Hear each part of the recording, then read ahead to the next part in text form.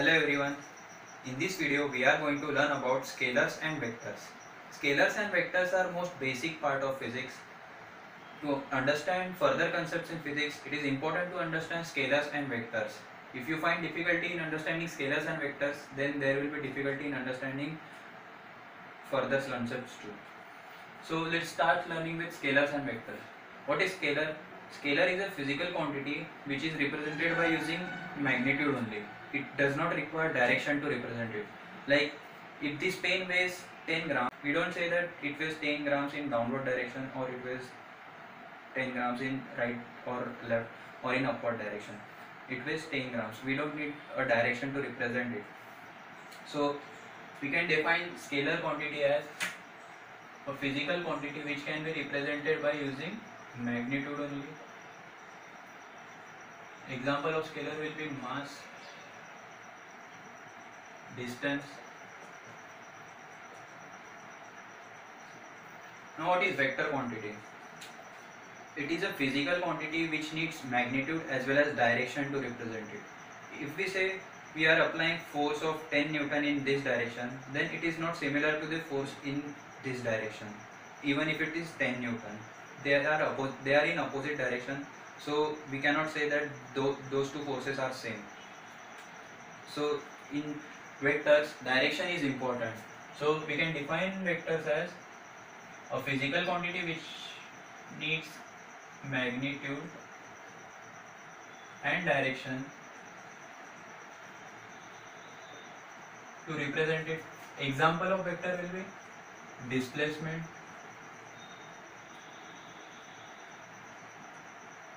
and force. Now how do we write scalar? Like we have to represent mass by some variable, then we represent mass by m, distance by s, but we don't represent vectors similarly. We represent vectors by putting arrow over a variable. For example, if we have to represent force, then we represent force by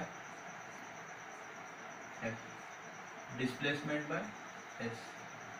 So we put arrow over the variable to represent the vector quantity. Now let's look at types of vector quantities or types of vectors.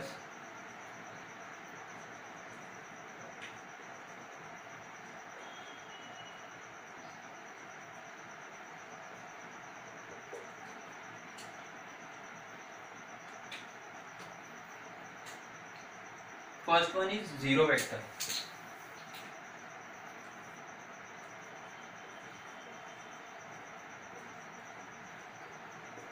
So what is zero vector? As the name suggests, it has something zero. So its direction cannot be zero. We say that we define zero vector as a vector with magnitude 0 in arbitrary direction. For example, if a block is at rest, then its velocity vector will be zero vector. So zero vector has zero magnitude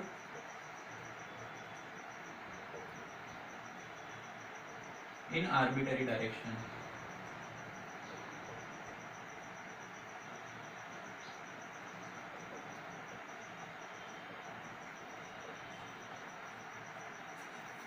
Or if a car is moving at a constant velocity, then its acceleration vector will be a zero vector. Second one is resultant vector.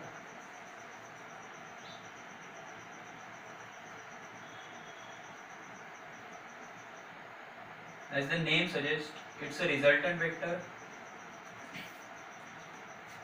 Resultant vector is we can define resultant vector as a vector which is equivalent to two or more vectors. Resultant vectors produce the similar effect of the two or more vectors. So we can define resultant vector as equivalent vector which produces the similar effect of two or more vector.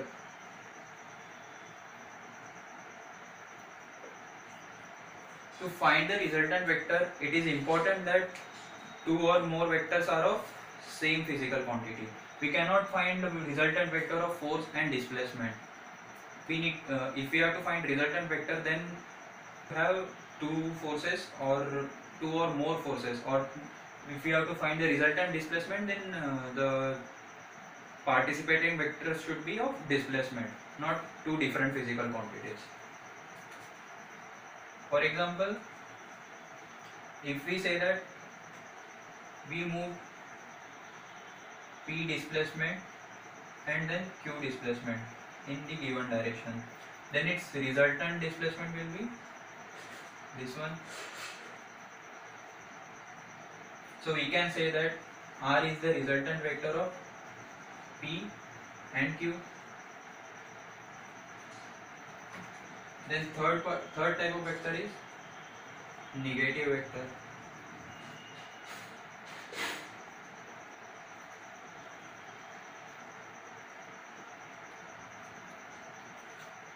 A negative vector is a vector which has a similar magnitude or same magnitude but has opposite direction to the other vector. Like we said, if we are applying 10 Newton in this direction and 10 Newton in this direction, then these two vectors are called as negative vectors of each other. So negative vector has same magnitude but opposite direction.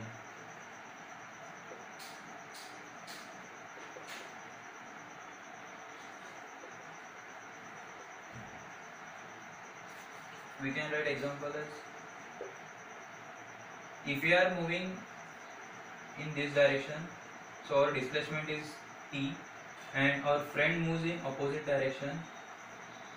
It travels same distance but in opposite direction. So we say that p is the negative vector of q, or q is negative vector of p. Now fourth type of vector is equal vector.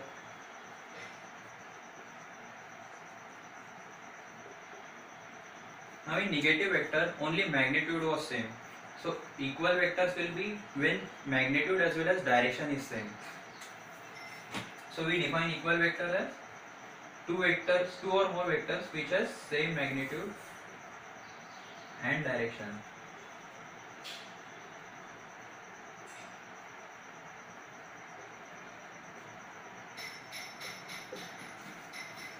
So if you and your friend moves in same direction and same distance, then we say that two vectors are equal. These two are displacement vectors. It has same magnitude and same direction. So these two vectors are equal. Now position vector.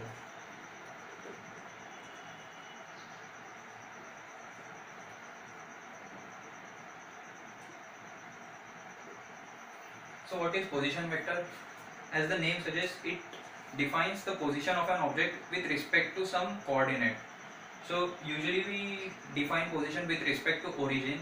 So position vector can be defined as a vector representing the position of an object with respect to origin. So it represents position of an object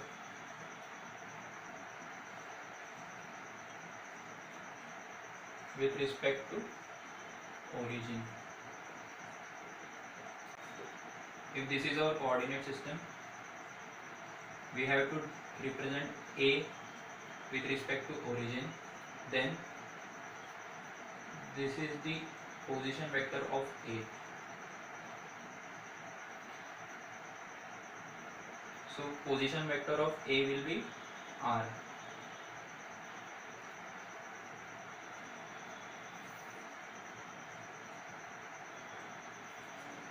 So we can see that its starting point is origin and end point is A. So this is important to note that the direction is in the direction of point.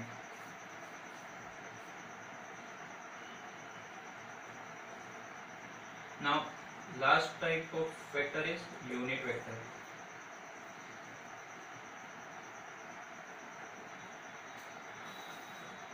As the name suggests, it is unit vector, means it has magnitude of 1 or unity in the given direction. So we can define unit vector as a vector with magnitude 1 or unity in specific direction.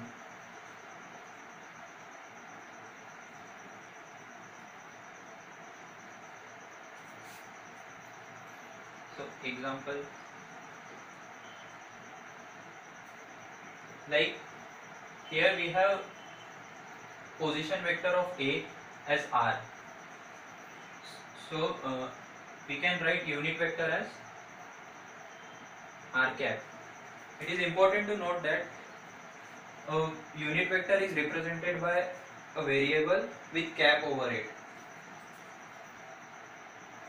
So we can define unit vector of A as